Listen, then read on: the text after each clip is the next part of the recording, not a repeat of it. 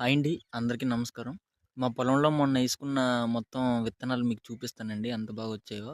మేము యాక్చువల్‌గా ఆ రోజు దేశీవాళీ మొక్కజొన్నను, నెక్స్ట్ గార్లిక్, వెల్లుల్లి రెమ్మలును, నెక్స్ట్ కొన్ని ఆహ్, వంకాయలు, టమాటాలు తీసుకొచ్చాను కదా!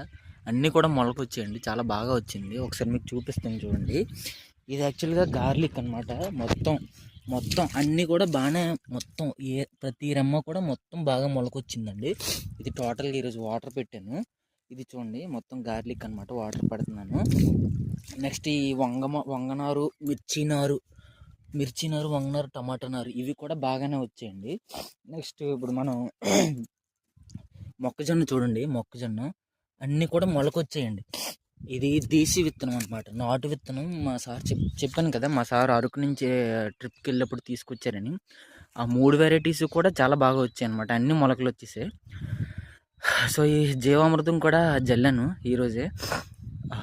థ్యాంక్ యూ అండి.